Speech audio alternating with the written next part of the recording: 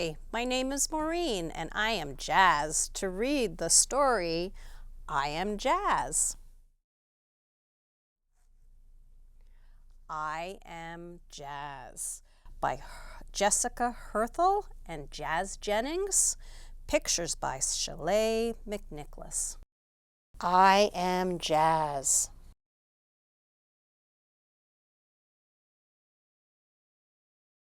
For as long as I can remember, my favorite color has been pink. My second favorite color is silver, and my third favorite color is green. Here are some of my other favorite things: dancing, singing, backflips, drawing, soccer, swimming, makeup, and pretending I'm a pop star. Most of all, I love mermaids. Sometimes I even wear a mermaid tail in the pool. My best friends are Samantha and Casey. We always have fun together. We like high heels and princess gowns or cartwheels and trampolines. But I'm not exactly like Samantha and Casey. I have a girl brain but a boy body. This is called transgender. I was born this way.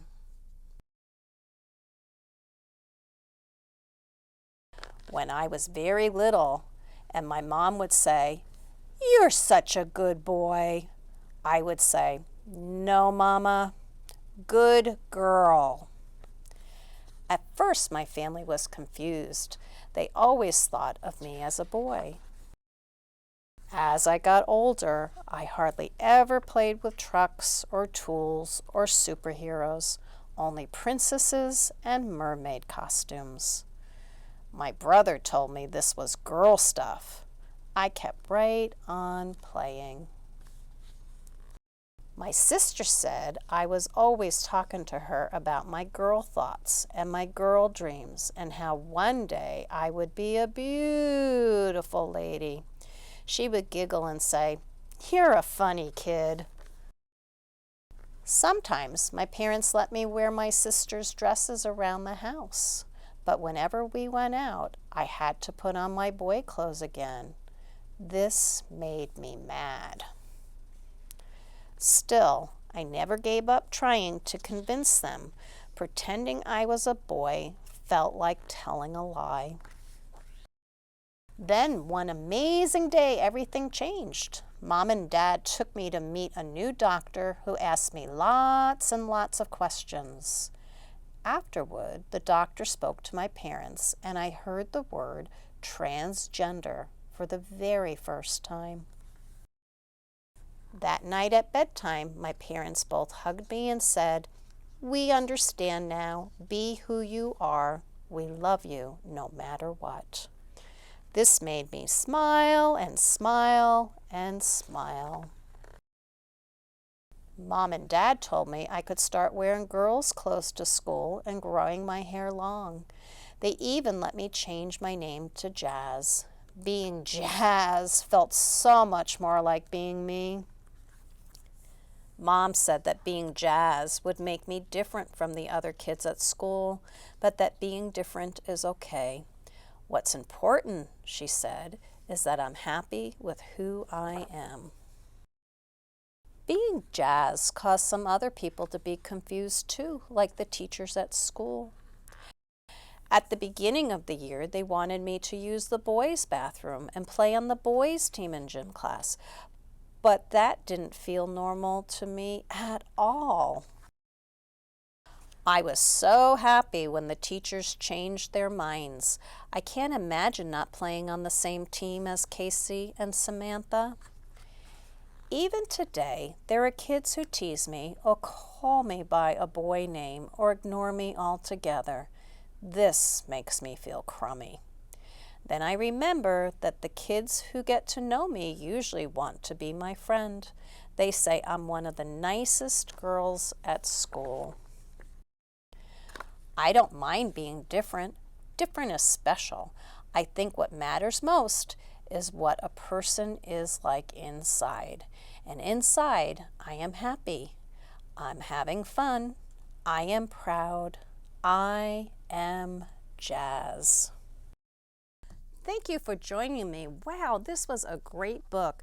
This book is about Jazz Jennings, and Jazz Jennings at the time of the writing of this book was 13 years old. So she's about 22 now, and she's the co-founder of Trans Kids Purple Rainbow Foundation. I hope you enjoyed the book as much as I did. Remember, be kind to yourself and to those around you.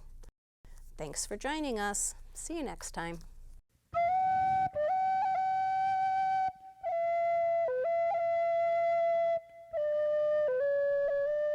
About I Am Jazz from the Intellectual Freedom blog. Despite its messages of acceptance and anti-bullying, the children's memoir ranked number 4 on the American Library Association's list of top 10 challenged books of 2016. Censors wanted the book removed because it depicts a transgender child and because of sex education, language, and offensive viewpoints.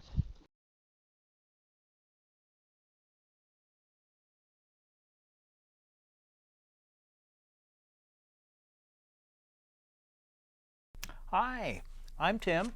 Today we're going to read Walter the Farting Dog. It was written by William Kotzwinkle and Glenn Murray, illustrated by Audrey Coleman, and it was published by, just a moment here, it was published by Frog Books in 2001.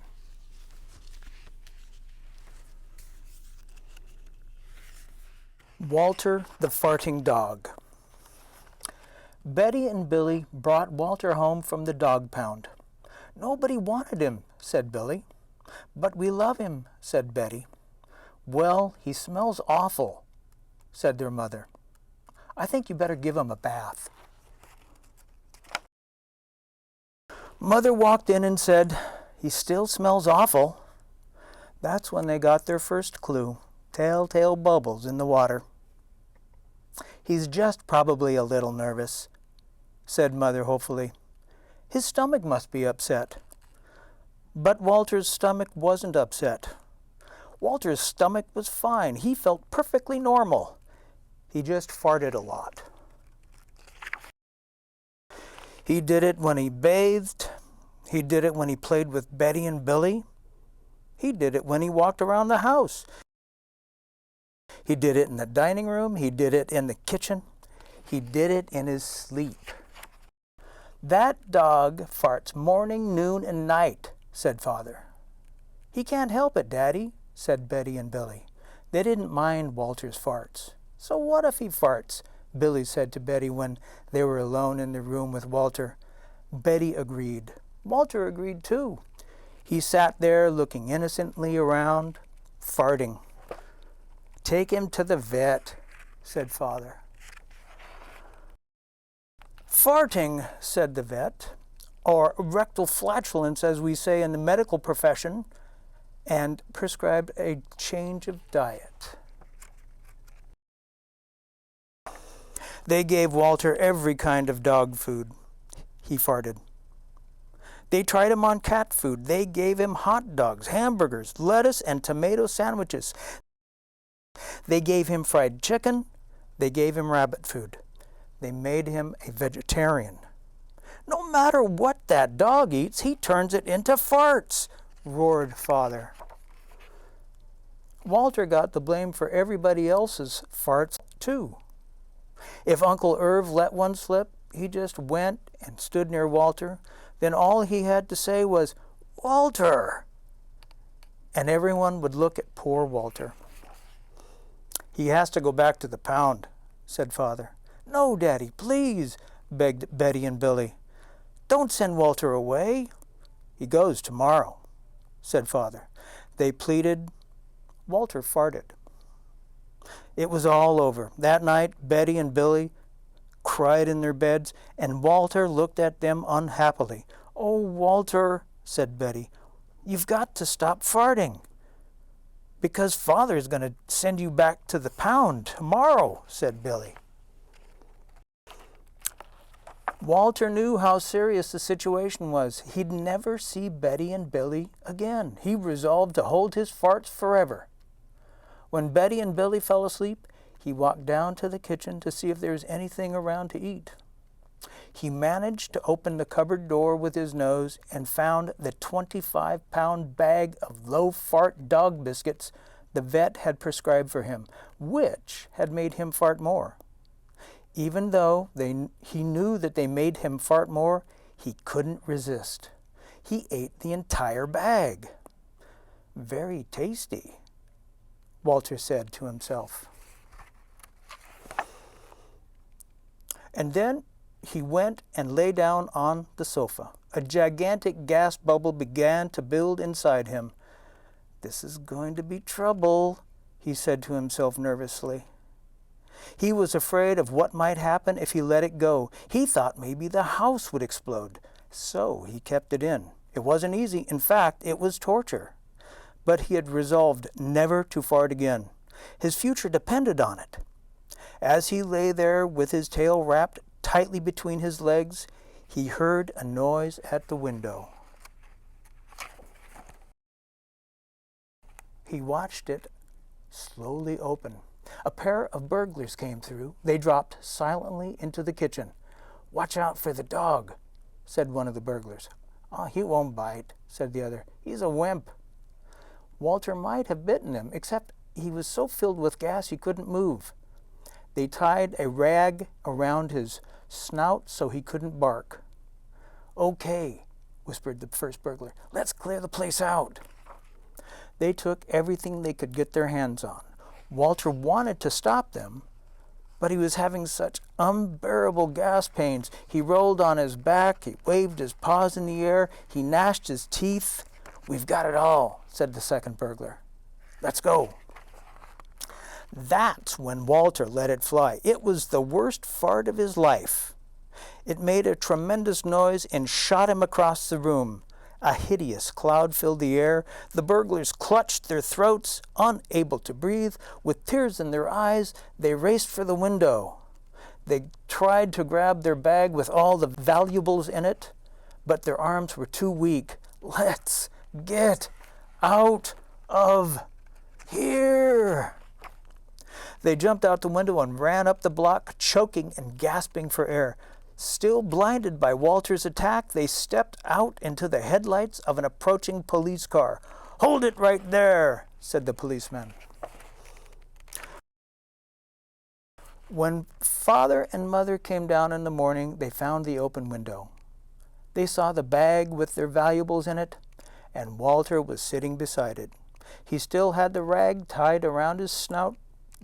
You would say that he looked heroic. "He saved the silverware," cried mother. "He saved the VCR," cried father. "Good dog, Walter. You're our dog, even if you do fart all the time." And so the family learned to live with Walter, the hero dog. And that is the end of our tale.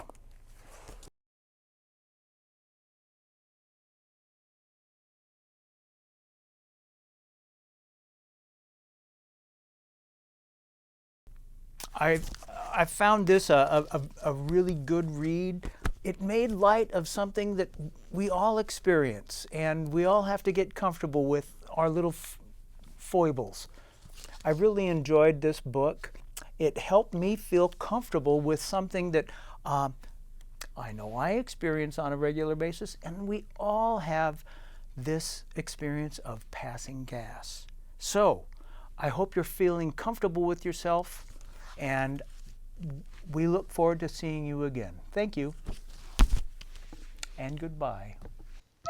Walter the Farting Dog is on the American Library Association's list of frequently challenged children's books. One parent took offense at the story's use of the words fart and farting 24 times.